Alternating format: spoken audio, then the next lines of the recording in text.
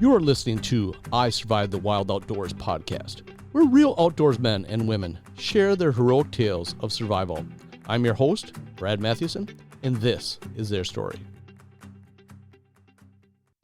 My guest today is Nathaniel, an active Army reservist from Utah.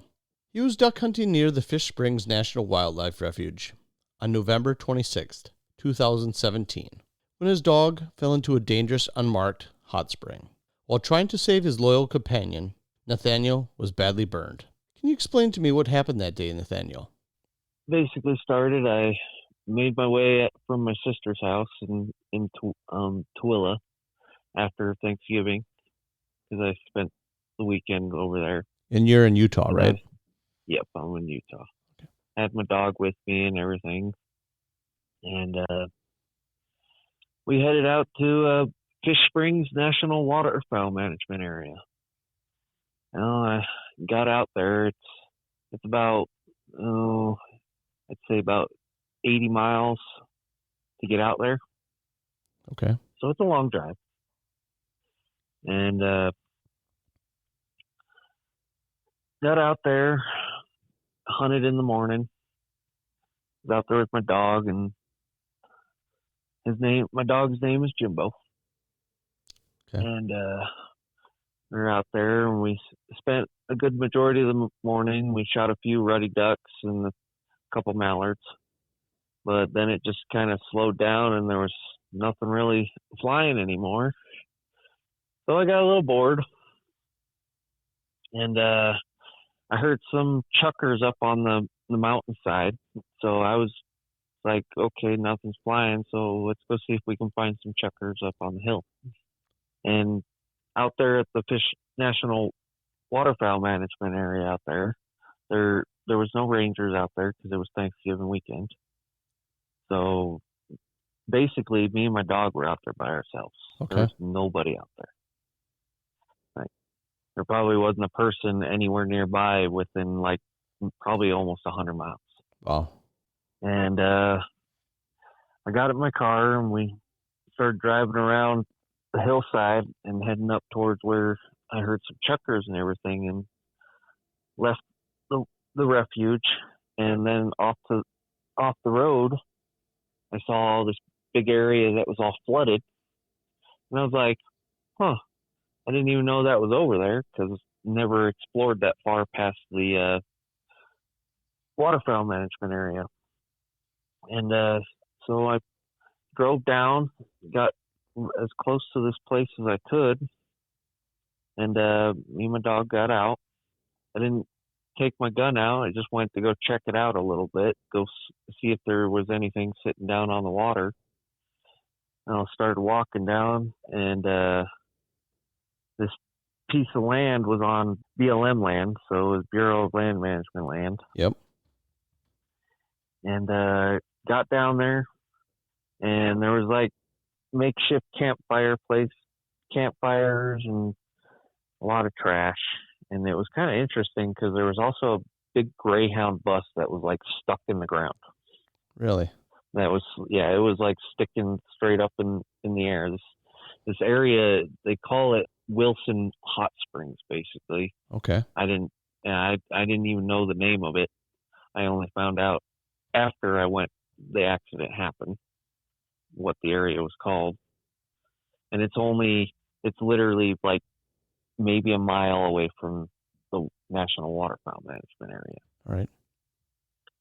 And we got down there and got to the edge of the water, and there was like this makeshift walkway that was made out of pallets that went out into the water. And I was like, that's kind of weird. Yep. It's near that all this camp, like old primitive camp fireplaces and everything. I'm like, okay. Started walking out on these pallets and everything, just walked out to see why they were out there. And my dog's walking in the shallow water. And I get out to the end, and it's just a big hole. And there's steam coming off of it. And I'm like, oh, it's a hot spring, and it must be a hot spring that people swim in. Yep. because you got all the campfires, old campfires and everything, and there was beer bottles all over the place. And I was like, okay, this must be just like somewhere where people come and swim in the hot spring. Didn't think anything of it. Went to go turn around and walk back, and my dog came over and he stepped onto the pallet, and then he stepped over to the other side and sunk up to his chest in the mud, and just put out the loudest squeal I've ever heard my dog ever do. And he was freaking out, and I tried to grab him, and he ended up running into the pool. And at that point, I jumped into that pool, and I didn't even think anything about it. I thought what was going through my head is that he sunk into that mud and cut himself on something. Yep. And I jumped in. The moment I hit that water, I had this weird sensation going up my legs and my hands, and I could literally feel the skin on my hands literally start to bubble. Oh my God. And yeah, the skin on my legs was bubbling, and it's still not really clicking what was going on. And I'm like, I had no clue what was going on. But the only thing that was going through my head was grab my dog. Well, I got a hold of him. He basically bit down on my arm. And at that point, I basically blacked out once he bit down on me. And whenever I came to, I was on dry land with him in my arms. And I thought my dog was dead because he wasn't breathing. I sat there for a minute trying to figure out what was going on. I was still delirious, and then all of a sudden my dog starts coughing, and he's throwing up blood and water, and he stands up. He stands up and literally gets right in my face, kind of pushes on me, and then runs. He gets me to stand up and basically gets me to follow him to the car. Yep. And at that point, I realized what was actually going on. My clothes were still burning me. Wow. It turned out that water was probably somewhere around 200 degrees or hotter. I basically stripped down my pants, and my skin literally was ripping off my legs. Oh, my Lord. I looked at my dog, and literally the skin off his body is literally falling off, and his nose was falling off and everything.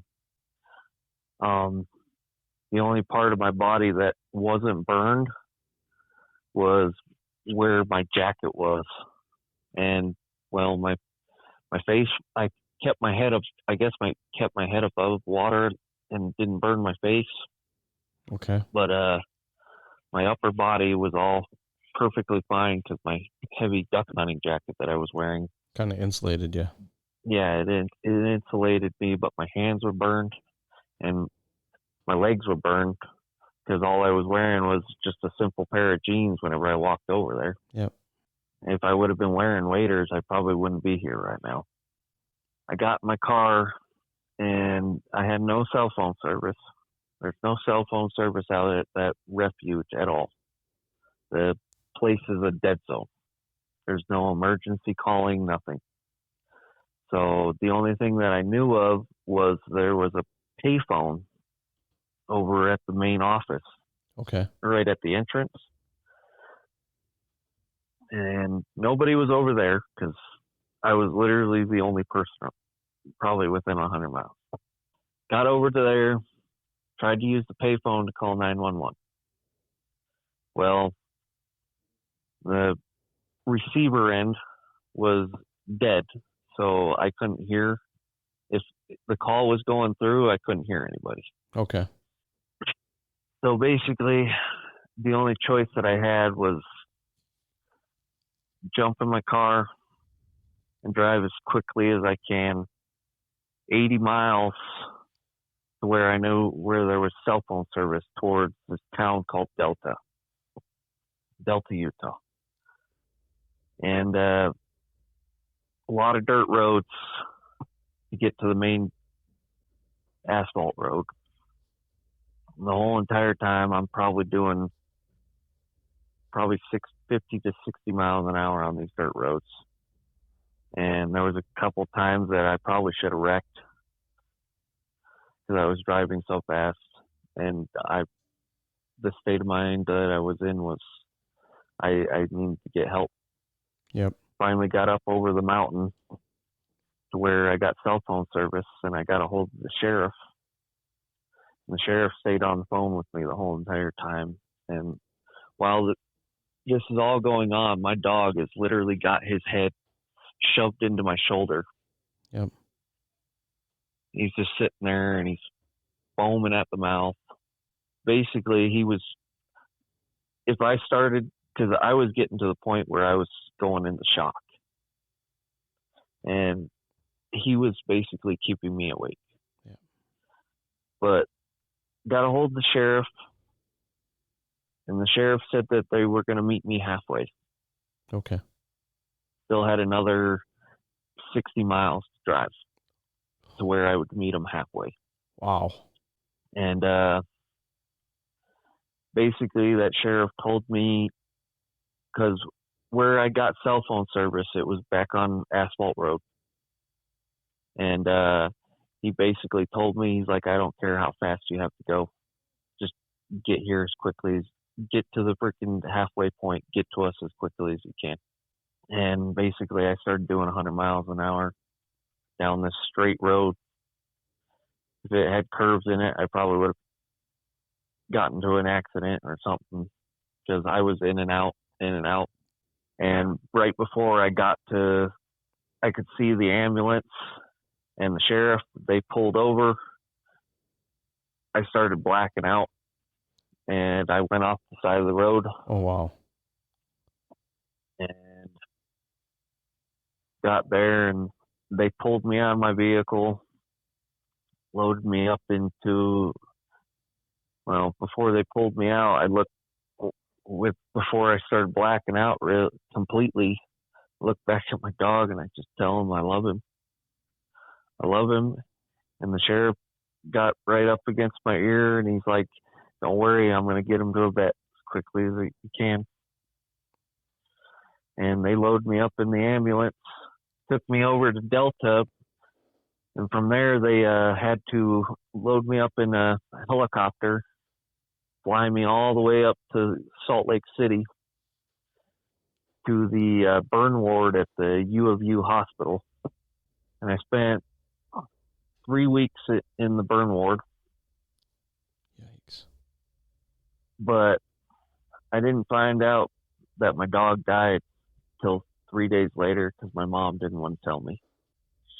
Because out there at that hot spring, if my dog would have died whenever he was laying on the ground, not breathing and everything right there, I probably would have died right there with him. It was probably one of the most traumatic incidents in my life. And my mom waited 3 days to tell me that he, while he was at the vet, they put him under.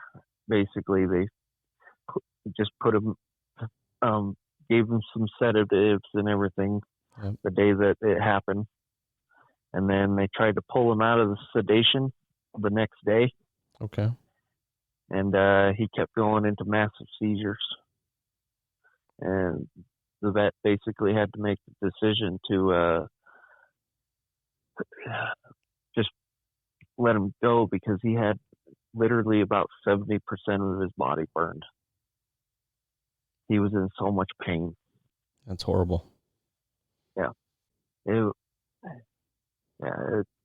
I ended up with about 20, they estimated about 20% of my body was burned. And the 3 weeks that I was sitting in there, it took 2 weeks. My body kept shedding skin after layer of skin after layer of skin. And I was getting to the point where my burns were basically going to turn into third-degree burns, and I would have had to get skin grafts and everything like that. But literally the last week, they went to go wipe off, and my skin was literally starting to grow back. But it was kind of interesting. They think that the water was extremely hot, but it was also acidic. Okay. Because the burns on my legs literally looked like fire whipping up my legs.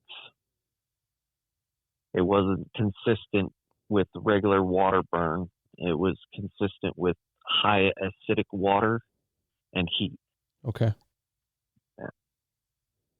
And the main thing that I would say about whenever you're out hunting is don't ever go alone.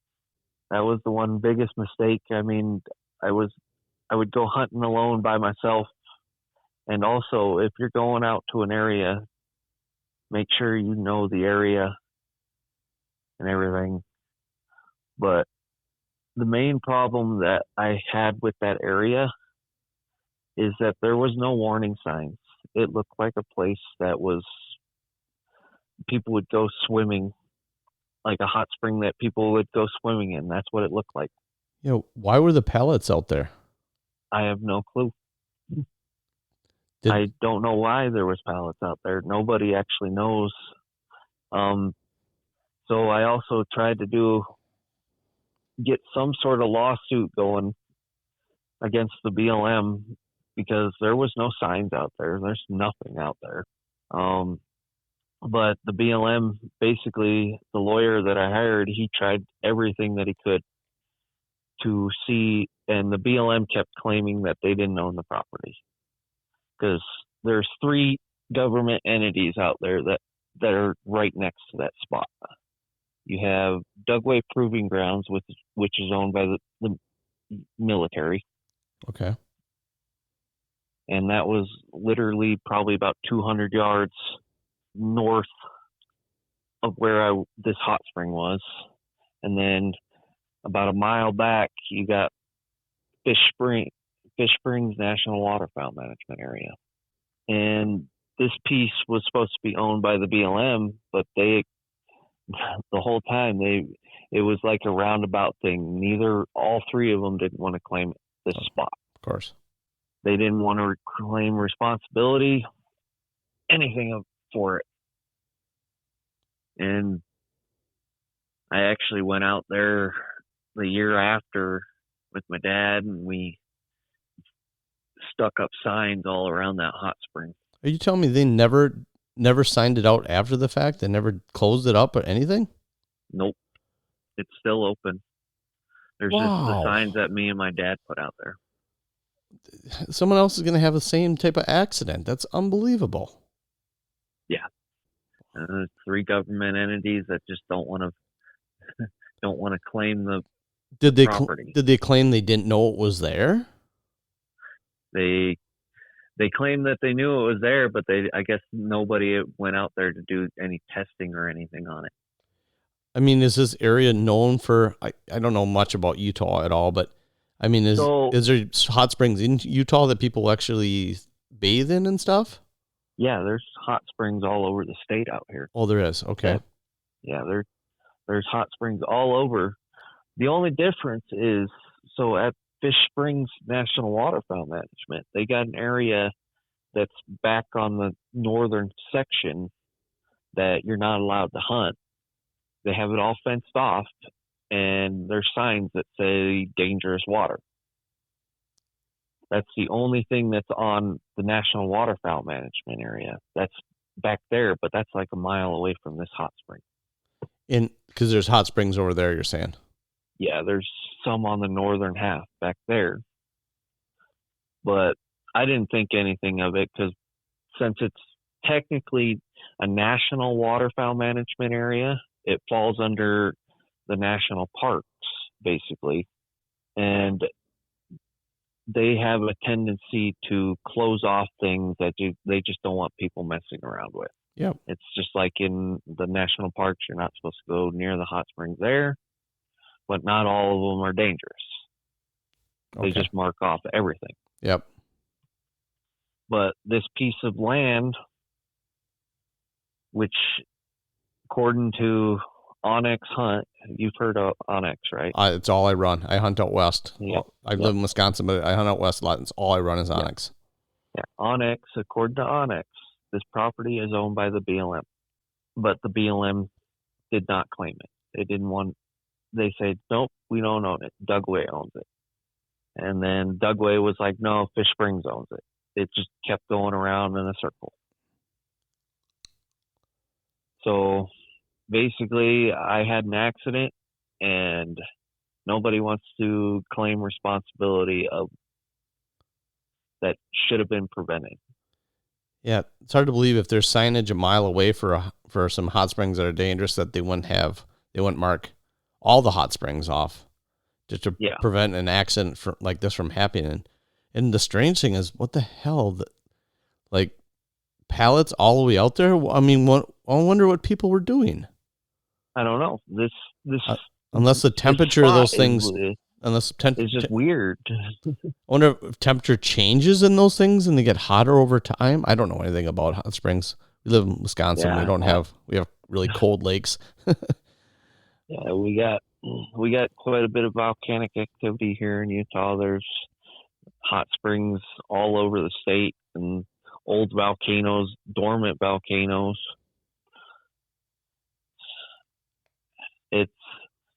But usually majority of these hot springs around the state knows everything about them. But this one out there, I guess they just thought, oh, it's out in the middle of nowhere. Yep. Oh, nobody's going to really bother it. And the worst part is, while I was at that burn unit, there was actually a lady there that was burned in a hot spring. Really? Yeah, at some hot springs that were about 40 miles away from the ones that I was at. At that one. Yeah. Well, the area you're at must have been a known spot. If you said there was an old Greyhound bus there was beer bottles, there was places where people had fires. I mean, there must have been a hangout spot. I mean, it must have been known. I mean, Park Service had to have known about all that. The only thing I can think of is that since you're not allowed to camp on the National Waterfowl Management Area, people probably were pulling over there and camping. Okay. Yeah, it was probably, that was the most traumatic thing that's happened to me in my life, and it was like nobody cared that it really happened. Yeah, I'm sorry you had to go through all that. That's horrible. Yeah, the only support that I got was basically all my military buddies and everything like that, my family. They basically, while I was in the hospital, because after I got out, I was on bed rest for 4 months because they said I can't go out and do anything. I can't go out in the sun. And I had to wear compression pants and everything. So basically my military buddies gathered up money for me. They raised about $5,000 that I used during the 4 months that I was incapacitated, basically. Yeah, that's good. And you're still in the service right now, right? Oh, yeah. I basically had to relearn how to walk again. That was interesting. So how long did this take before you were back to a normal life again? So normal life again? Yep.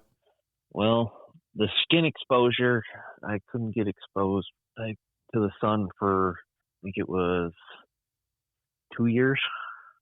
Oh my gosh. I basically had to wear gloves on my hands and long pants and basically cover up anything that was burned for 2 years.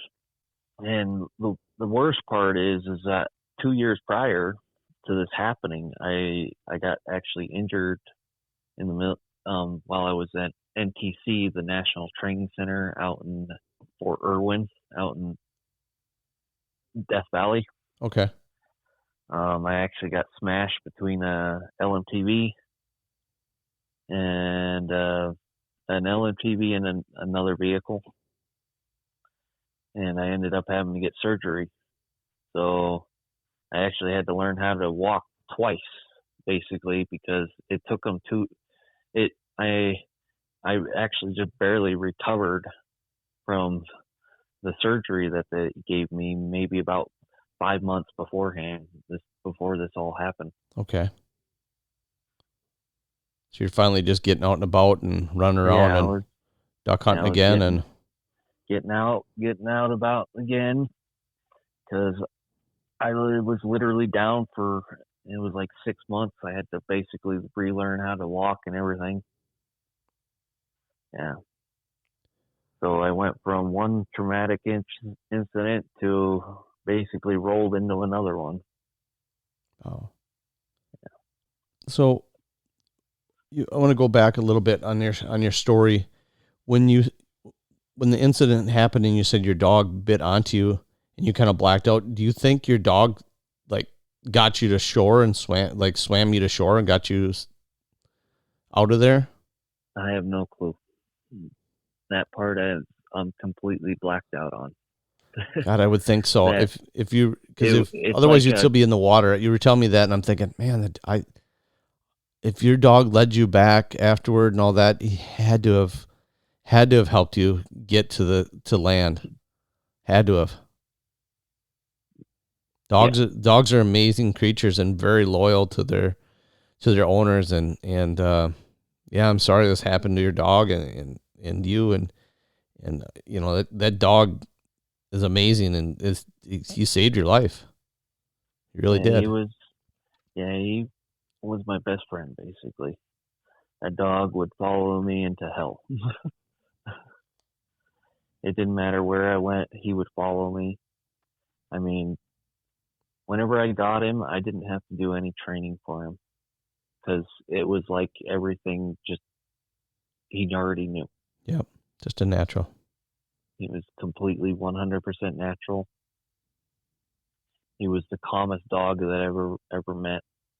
The only problem that I had with him is that he didn't like other male dogs. So female dogs he was fine with, but other male dogs he didn't like. Yeah, he was just an alpha. Yeah, yeah, I miss him.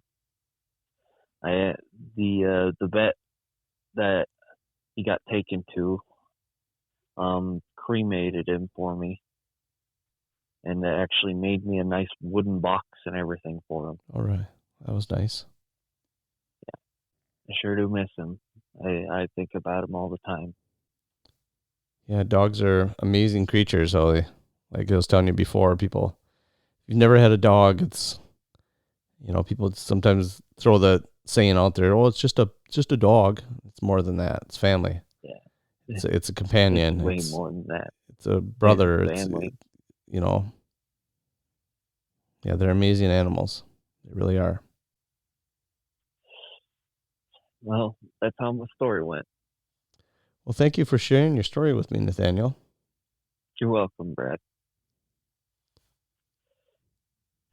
And I hope other people out there just remember, don't ever go alone. Never hunt alone.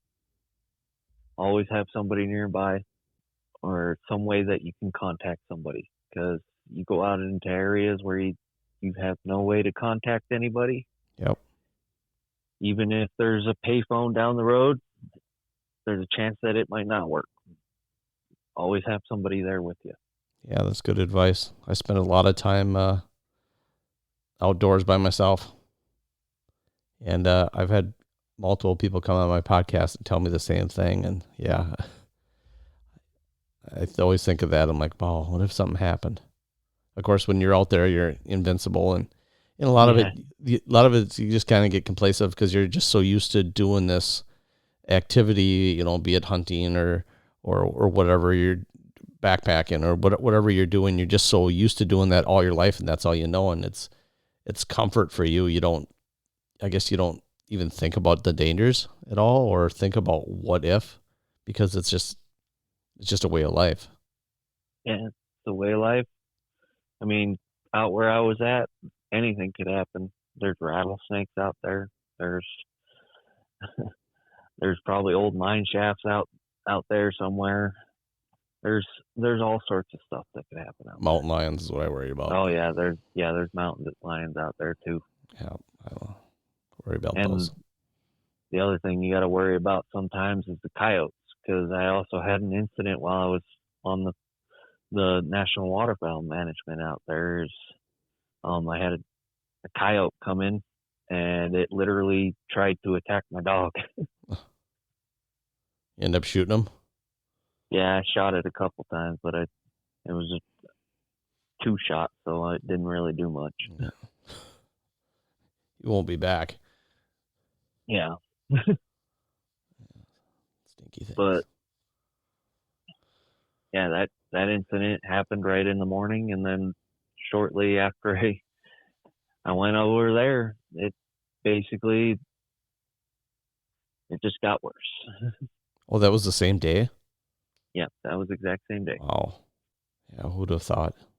That's the thing that everybody has in common when these accidents happen. You know, it's just a normal day. You get up, you get all your stuff, and you're just in a routine. And I'm going duck hunting today. Yeah. And off you go to enjoy the day, and you never think in a million years that anything's ever going to happen. You never do. Right? Maybe I should have took the coyote trying to attack my dog as a sign that maybe I should leave. Well, there's no way of knowing, and it's a person's got to live their life too, and you can't think about what ifs all the time. You got to live your life. It's like I said, it's good advice to keep parameters, safety parameters,